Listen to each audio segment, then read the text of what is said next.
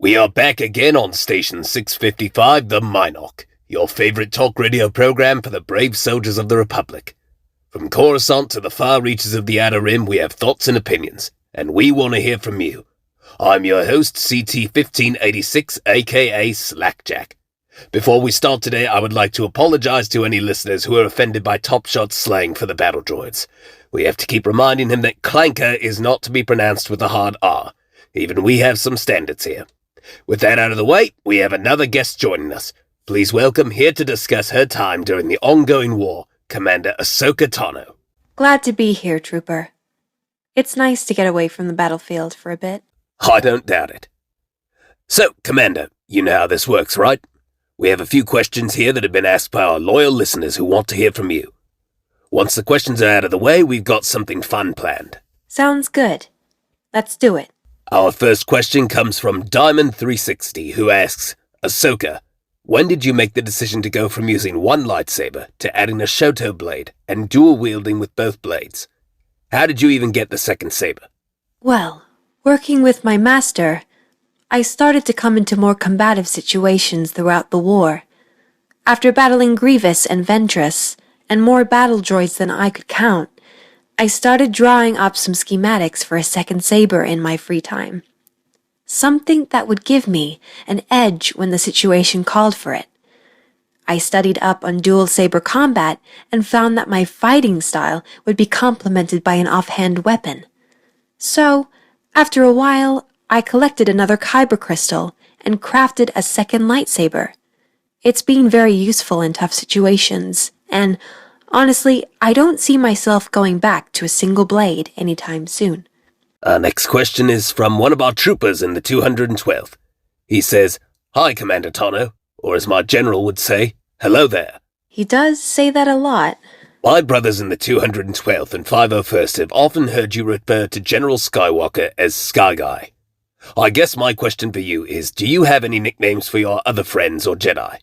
Perhaps something like Plo Bro for Master Plo Koon? Plo Bro? That's pretty good. But not really. Anakin is my master. I deeply respect him. But it's kind of fun to mess with him now and again. I did call Ventress a hairless harpy, though, if that counts. That is fantastic. Our next question comes from Deb II, who asks, What do you feel about Obi-Wan being a bit of a trolling son of a blaster? Master Kenobi is very serious when he needs to be. But don't you ever try to outmatch him in a battle of wit. He will bring you down. From the Serpent. Didn't know snakes listen to this program. He asks, Do you ever contact Lux? Lux? Oh. Well, I can't say that I have. I do hope he's doing all right. But I don't keep in regular contact with him. Who's Lux? A friend. Our next question comes from Zachary Wagster, who asks, As the apprentice of the Chosen One, do you feel as though your master's reputation has affected your training at all? And what were your thoughts when you were told you would be assigned as his apprentice? When I was told Anakin would be my master, it was a bit of a shock. I had heard about his reputation throughout the Republic and the Jedi as one of the best fighters and pilots they had. So I really felt I had to prove I was worthy in a lot of ways. But I think that it was because of his reputation that Anakin has pushed me as much as he has. Anakin wants me to be the best Jedi I can through hard work and perseverance. Just because he's the chosen one doesn't make him any less of a great master. I'm truly humbled to be his apprentice. Very touching, Commander. He's done a great job teaching you thus far. Next question comes from Ultra Shadow 95, who asks, What were your thoughts when Dravok turned against the Jedi and tried to destroy them only to be stopped by Cassius? I'm sure you would have been a youngling at the time, so I'm curious. Also, have you ever actually met Cassius? If so, what are your thoughts on him? I vaguely remember when Dravok attacked the Order from within, but I was quite young at the time. I remember being rounded up with the other younglings and kept in a secure spot in the temple. They didn't tell us exactly what happened, and I only found out about everything else when I was a bit older.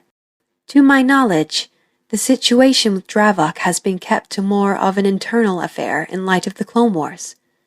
I haven't actually met Cassius, but if he's around sometime, I'd like to.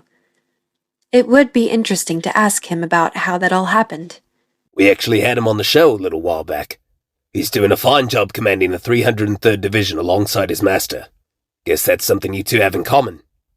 Our next question is from Jordan Cox, who asks, what is your opinion on the Clone Wars? Do you believe we should keep fighting? Or is it possible to reach a peaceful agreement with the Separatists? Here's the reality. I've met a few Separatists that were very civil. Their concerns with the Republic are not without reason. Unfortunately, they're being governed by monsters like Dooku. As long as that is the case, as much as I would like to see the war end peacefully, as would many of the Separatists, it's impossible with their current leadership. We have to continue the fight. Sounds good to me. Well, thank you for being here, Commander Tano, but before you go, we actually have a fun activity planned. We managed to get the contact codes for General Grievous' personal comm channel. You want to give him an old-fashioned prank call? Is that even a question? Absolutely. Let's do it. Okay, it's ringing. This is General Grievous of the Separatist Army. What do you need? Hello, General. We are calling to reach you about the extended warranty on your Separatist Star Cruisers. Extended warranty? What is this? Well, we have an amazing new deal. It involves the 501st kicking your sorry can into the scrap piles of Raptus Prime. Skywalker's brat. I should have known. Well, two can play at this game. Is your refrigerator running? My refrigerator? I mean, I think so. Well then. Ah. Shit. I forgot the wrist, but your master sucks. We'll see how cocky you are next time we meet. Wait, before I go. Stupid Jedi says what? What? I win, bozo. Well, that was fun. Thanks for being here, Commander. My pleasure, Slackjack. See you in battle. And thank you all again for joining us. Before we go, a word from our sponsor, Greg's Cantina on Coruscant. This is Greg's Cantina. Over here we got some bantha buns. Those are a nice piece of bantha meat on 2 pieces of bread along with some fine cheeses.